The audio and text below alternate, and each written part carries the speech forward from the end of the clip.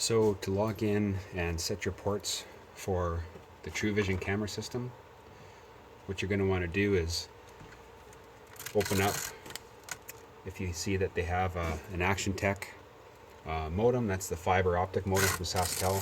What you want to do is log into it. So you just go back here and look on the back. There's a Wi-Fi password on the very back there. And that's what you're going to need to log in to the router software. So once you do that, just log in here,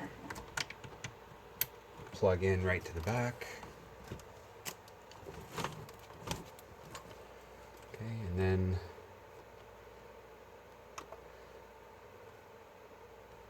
make sure that you change your network connection settings.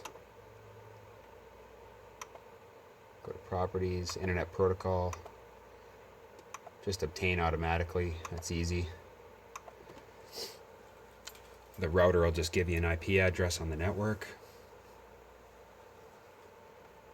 Okay, so you're connected. So what you can do is, if you're not sure what the gateway is, just right click on your network connection, click status, click on support tab, and there's your default gateway, 172.16.1.254. So that's what you're going to want to type in your browser, 172.16.1.254. Just hit enter. Okay, so here's the password area up here. So type in that password you got off the back of the Action Tech modem. Click login. Okay, so now it says you're logged in as admin. Now when you want to set up your ports, go to the firewall, click on port forwarding. Okay, so what you can do is two things here. Ideally what you want to do is set static IP address on the DVR that you're hooking up under the network settings. Just remove the check mark for DHCP and then enter an address that you know is in the range from the gateway. So 172.16.1. I already set up the DVR for IP address .63.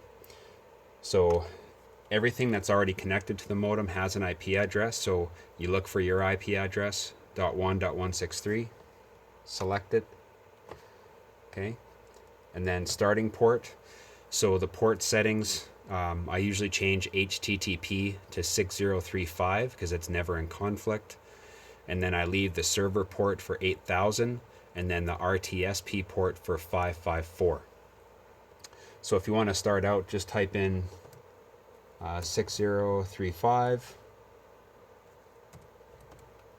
ending port 6035, leave the protocol TCP, go down to step 2. I put this in anyway, ending port 6035. You do not have to set a remote IP address. That's only if you're going to connect remotely from one specific place, but that's not going to happen. They're going to want to use it on their smartphone or their tablet, wherever they have Wi-Fi or data, so their IP address will always change. So you don't want to enter an IP address there. So then just click apply. And once you click apply, you'll see it at the bottom there, 6035.163. Okay, so that address has been put in place. And you don't need to put the server port in. You can. Actually, it's best to put all the ports in. So might as well put the server port in too, right? So put in 8000. Okay. Again, don't put a remote IP address. Click apply. It says thank you. We're resetting everything so that we can get that enabled for you, and then you scroll down and you'll see it. There you go, 8063. I've got 554 in there already. So now that you've done that, you've opened the ports. After you've opened the ports, you can log out of here. It's not going to make a difference. And if you want to verify if you've got those ports open, you can click in what's my IP. Okay, so there's my IP address. Copy that, and you want to check the port. So what you can do is go to canyouseeme.org, and you want to verify if those ports that you unlocked are actually open. So go to canyouseeme.org, takes your IP address, puts it there, change the port you want to check to 6035, and then click check port. There, so you have remote access out to the internet, back into the modem, and it's hitting the DVR because you've got the port open. So check all your ports. Can't see 8000, no big deal. That's because I have a different port set on the DVR. 6036 I put for server. So it sees that. Check 554. And it sees 554 for streaming.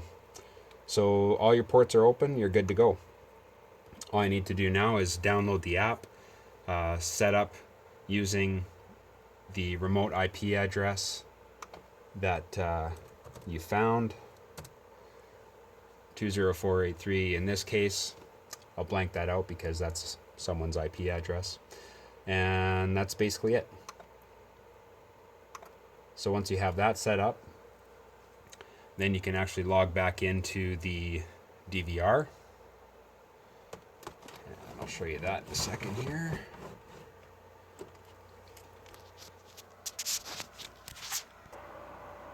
Okay, so once you're logged back into the DVR, just go back to your network settings, verify that your ports are open. Preferred DNS, I always put in Google's DNS servers because they're just faster and they keep huge databases of them. So 8.8.8.8, and then their Google secondary is 8.8.4.4. HTTP port 6035. I set mine for 6036 on server port. You can leave it as 8000 though, that's cool too. Just make sure you clear that port in the router settings. And then streaming port is 554. So if you want to use DDNS, now that you've got all of your ports open, all you want to do is click on Enable DDNS. Okay. Select the type Easy DDNS. It's automatically set to use this web address. Okay. And then you go down and click Get URL. Just before you do that though, it's best that you go to Easy DDNS's website. So Easy DDNS. Okay, what you're going to do here is you're going to create an account.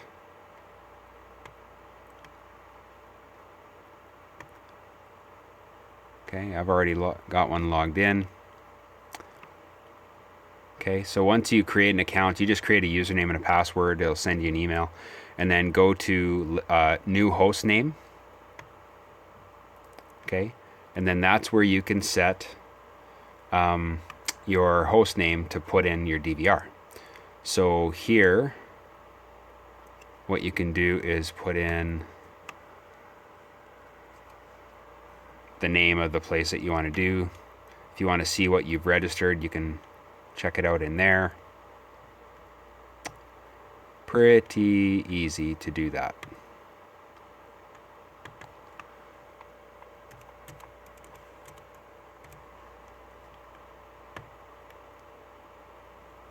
Okay. If I list my host names here, there's the host name I wanted to configure. Okay, so set it up in there. Okay, it logs your IP address. Once you set it up in there, then what you can do is go back to your DDNS settings, click on Get URL. Okay, and it's going to do an automatic registration for you. And there. So that URL is the URL that you're going to set up in the remote app under Easy DDNS settings instead of IP/domain.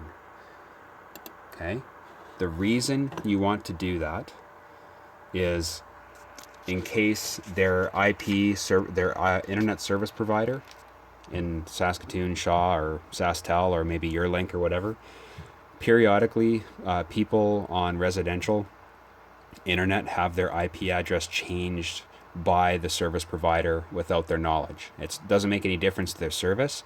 It's just when you're trying to route and get into like a DVR that we put on their network, you need that external IP address. And if the service provider changes it, well, now they're not going to be able to see their cameras because the IP has changed. But if you use DDNS, this one, Easy DDNS, all they have to do is enter their host name, the URL that popped up.